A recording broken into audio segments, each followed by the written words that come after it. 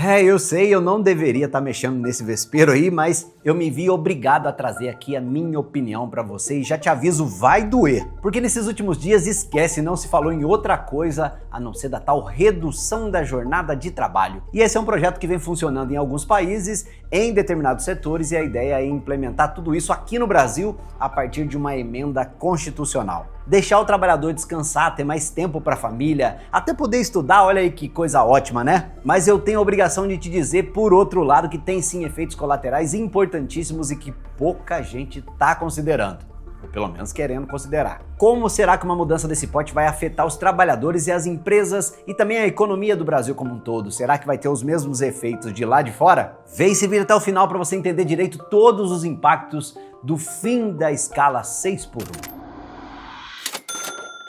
Fala, meu amigo Gerudo, bom demais da conta? Conta aqui pra mim, você gostaria de ter mais tempo para você aproveitar um final de semana de 3 dias, em vez de ser sextou ou quintou, né? Eu demorei bastante aí para decidir se eu deveria mexer nesse assunto, mas eu tenho que te dizer que é impossível ficar calado, mesmo que um monte de gente vai cancelar. Gente, Brunão, com certeza. Não tem problema, tá? Eu acho que nem é o nosso público mesmo, e o fato é, você pode até gostar de uma realidade, mas não implica ignorar as consequências dessa realidade. Já gerou bastante discussão entre a gente aqui, né? Exatamente. Sobre esse Exatamente. tema, esse assunto. E é por isso que o vídeo de hoje é só para você que tem maturidade para discutir com o cérebro esse assunto, tá? Não com o estômago. E aguenta aí que eu vou falar de todos os efeitos. Mas se você tá por fora, aconteceu o seguinte, ó, a deputada Erika Hilton tá bastante empenhada em extinguir a jornada 6x1, onde as pessoas trabalham 5 dias úteis, né? E também no sábado. A ideia é implementar a jornada 4x3, que seriam 4 dias de trabalho e 3 de folga. Aliás,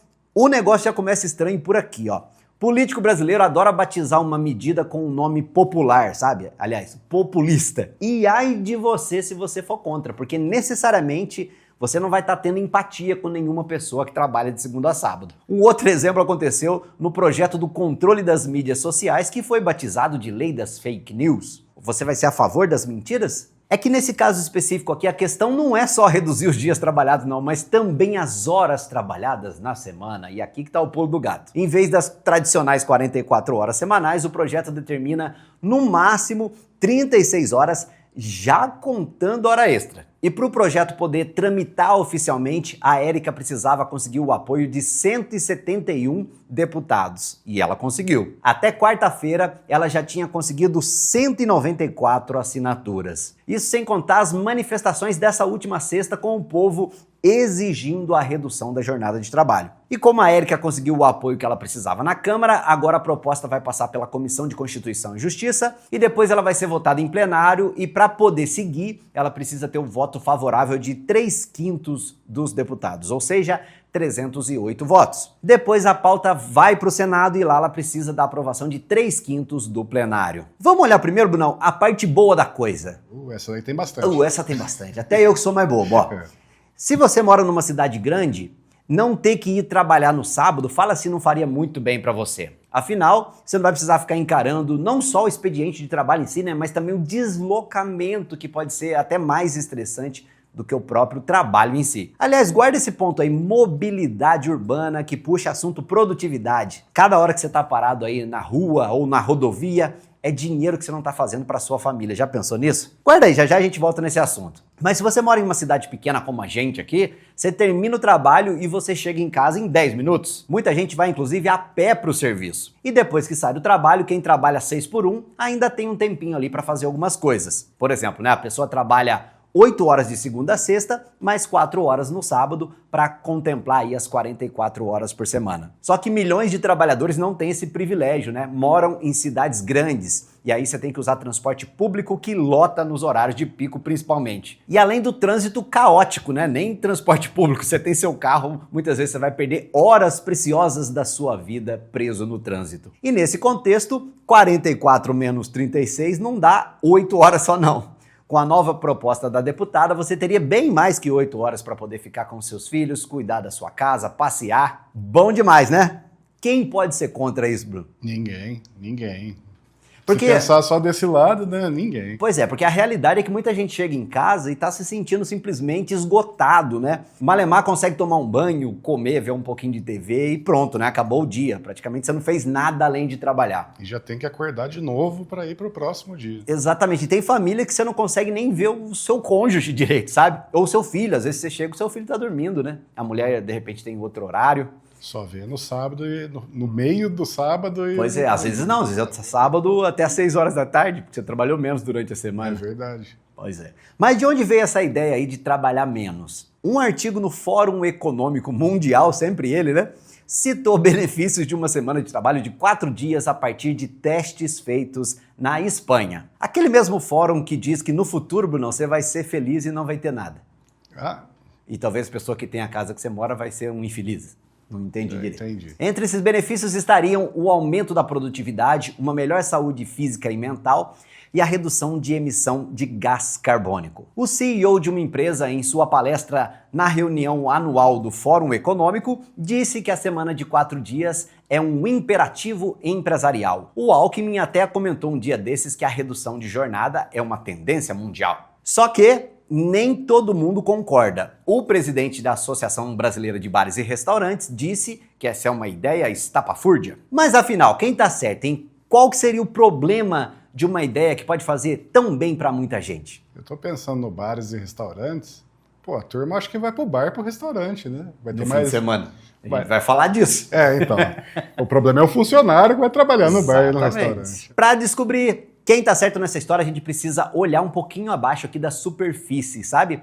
Olhar para a situação de uma forma mais abrangente. Pensar não só nos benefícios, né, para os trabalhadores, mas também nas consequências para todos nós. Vem comigo para você entender o que eu quero dizer com isso. A questão da jornada de trabalho é complexa demais para ser resolvida na base da caneta, meu amigo. Assim como qualquer tema complexo que o governo se propõe a resolver com soluções simples. O governo simplesmente determinar que a partir de agora a jornada semanal de trabalho vai ser de 4 e não de 5 ou de 6 dias e que as empresas não vão poder reduzir salários, infelizmente vai trazer muitos novos problemas, tão graves quanto o esgotamento físico e mental. Pensa o seguinte, ó, na lógica das pequenas e médias empresas, porque elas que são responsáveis por 80% dos empregos aqui no Brasil. Porque as grandes empresas até conseguiriam, sabe, dar uma espremida na margem de lucro, até poderia, mas eu duvido que isso vai acontecer. Me lembrou até, Brunão, quando teve o lance lá do imposto das comprinhas da China e que disseram pra gente que as empresas que iam pagar a conta, não a gente.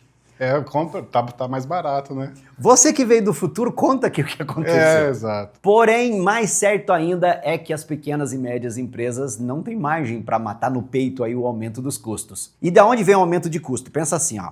Imagina que você está trabalhando numa indústria de segunda a sexta-feira. Em tese, se você trabalhar até quinta-feira, mas montando a mesma quantidade de peças, ok, né? Tudo lindo. Você descansa e a empresa continua produzindo a mesma coisa. Que tal, hein? Seria o cenário perfeito, né? Mas veja que a gente importar a ideia de países sem burocracia, onde tudo funciona, como os países nórdicos, por exemplo, e colocar para rodar aqui no Brasil, nem sempre é uma boa ideia, viu? Olha só esse gráfico aqui, ó.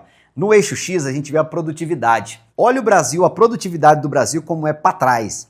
No nosso nível só tem México e China. E os dois estão trabalhando bem mais que a gente atualmente, sem contar a redução que a gente está discutindo aqui. Aliás, a própria autora do projeto não traz uma estimativa honesta, sabe? Um estudo científico dos impactos específicos aqui no Brasil. A senhora tem um estudo sobre viabilidade, quanto isso custaria o encarecimento de medicamentos? De fato, se tem que colocar mais pessoas para trabalhar e manter aquela farmácia aberta, isso tem um custo. Eu queria saber da senhora qual foi o estudo feito para a apresentação desse projeto. Camarote, nós não temos um estudo tão específico como esse, dando respostas a essas questões. Inclusive, a ilustre deputada tem quase 28% de ausência nas participações na Câmara, mas não vamos perder o foco, não. Pensa agora num atendente de farmácia ou do McDonald's. Eu tenho certeza que vai ter gente querendo comer lanche, né, Brunão? E ficando doente sexta e sábado também. E o que vai acontecer? As empresas vão precisar das pessoas, de contratar novas pessoas para cobrir a folga dos funcionários durante 1 ou 2 dias, certo? E mais funcionários para fazer o mesmo trabalho. Exatamente, só que isso não sai de graça.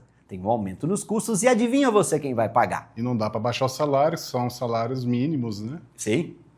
E aí o lanche e o remédio, claro que vão ficar mais caros, para todo mundo pagar a conta, inclusive você aí, via inflação. E lembrando você que as projeções de inflação já estão estourando o teto da meta, o que inclusive impacta a Selic, que subiu novamente e vai continuar subindo, o que gera desemprego e freia a economia. Outro impacto certeiro, aperta demais as condições para quem está contratando e o resultado, todo mundo foge da CLT. E nesse caso não vai ser só o patrão que vai fugir de carteira assinada como se fosse o Boulos, Brunão, fugindo do Marçal, não. Pensa que você tem energia, você está precisando de grana. Você vai se contentar em trabalhar só 36 horas por semana porque o governo não deixa? Ou você vai fazer um bico, vai fazer um extra por fora? Por mais que você tenha a oportunidade de descansar, muita gente vai arrumar algum bico ali para fazer, para reforçar o orçamento. Afinal, o brasileiro tem muita gente devendo, né? E aí, o que adiantou? O trabalhador continuou cansado e estressado do mesmo jeito. Outra coisa, tem trabalhadores que recebem por hora. E se a jornada de trabalho deles diminuir, é claro que o salário vai cair. Tem mais ponto. As empresas não vão poder reduzir os salários, como o Bruno colocou aqui, mas elas vão poder oferecer salários menores em novas contratações. Mas o grande ponto aqui, eu volto a falar, se chama produtividade, e ela depende do setor que você trabalha. Por exemplo, um programador pode até produzir mais a cada dia, mas quem trabalha em um hotel ou em um restaurante não tem como adiantar o serviço para trabalhar menos tempo. Enquanto o estabelecimento estiver aberto, vai precisar de gente lá atendendo. E, infelizmente, produtividade não é o forte do trabalhador brasileiro e isso tem a ver com muitos fatores, tá? Principalmente com a falta de infraestrutura do país. Lembra disso quando você estiver preso no trânsito ou no metrô? Quanto tempo, né? Quanto dinheiro jogado fora? Que falta que fazem as ferrovias no Brasil, por exemplo, né? Quanta burocracia para fazer as coisas, desperdício de tempo, de dinheiro, corrupção, incompetência, tempo jogado no lixo. Mas o brasileiro também é improdutivo de qualificação, que é um reflexo do sistema educacional lixo que o governo oferece. Em 1980, um trabalhador brasileiro produzia o equivalente a 46% do que um norte-americano produzia. Sabe quanto está hoje, Bruno? Nem ideia. 25%. Um trabalhador brasileiro leva 1 hora para fazer uma coisa que o americano faz em 15 minutos. E te contar, viu? A realidade do americano também não é fácil, não. Os caras trabalham bastante, viu, meu amigo? E até brasileiro, quando vai pra gringa, se lasca de trabalhar por lá. E os tributos no Brasil, então, né? Os altos impostos que são cobrados sobre a renda, né? Sobre a folha, sobre o salário dos trabalhadores e também sobre o consumo, na hora que ele vai gastar, reduzem muito o retorno que o trabalhador tem quando ele oferece a sua mão de obra. E não só o trabalhador, mas a empresa também paga muito imposto para ter um funcionário, ISS, ICMS, PIS, COFINS, CSLL, INSS, imposto de renda, só para citar alguns, e não ache você que o custo fica para as empresas não, a gente já aprendeu a lição. E se o governo, olha a utopia, Bruno, e se o governo oferecesse uma redução de impostos para as empresas poderem aderir à escala 4x3? Isso ia criar um cenário muito interessante, porque as empresas que oferecessem a escala 4x3 poderiam pagar menos impostos e teriam condições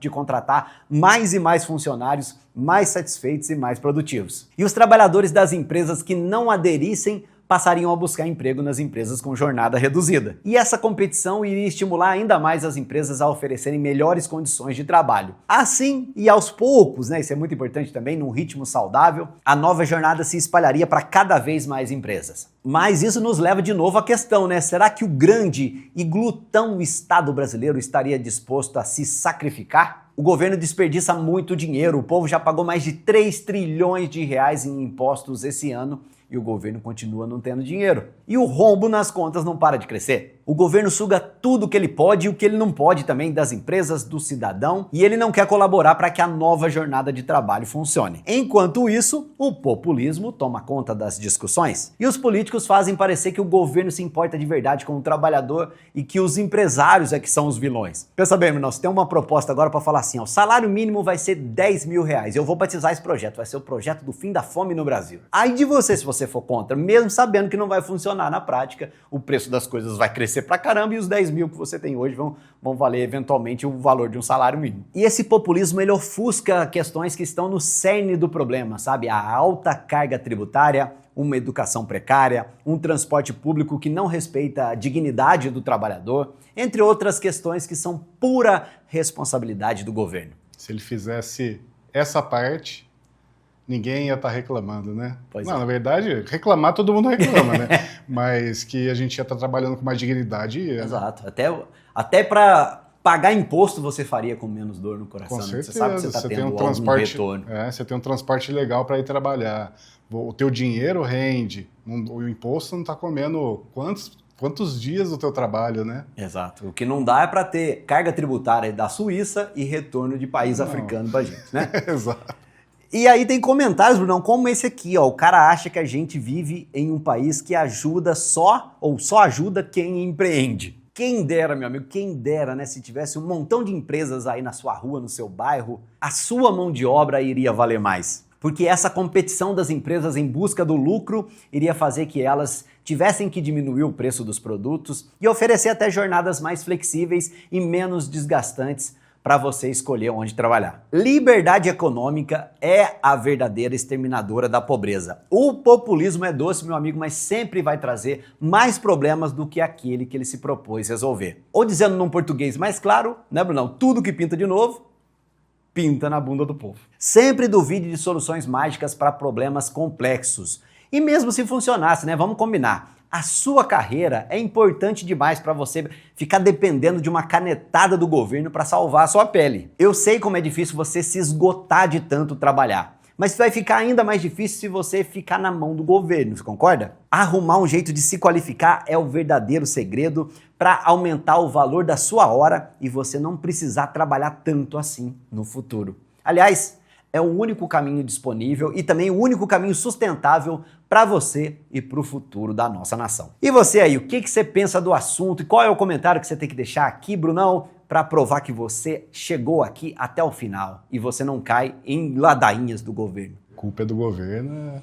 A culpa é do governo, gostei dessa. Se inscreve aqui no canal para você não perder nenhum vídeo do nosso canal. Se você gosta de conteúdos honestos e sinceros que não foram feitos para agradar todo mundo, mas antes uma verdade feia, horrorosa, do que uma mentira bonitinha que vai te ferrar lá na frente. Deixa seu like também para mostrar a sua força para nós e valeu, tudo de bom. Tchau!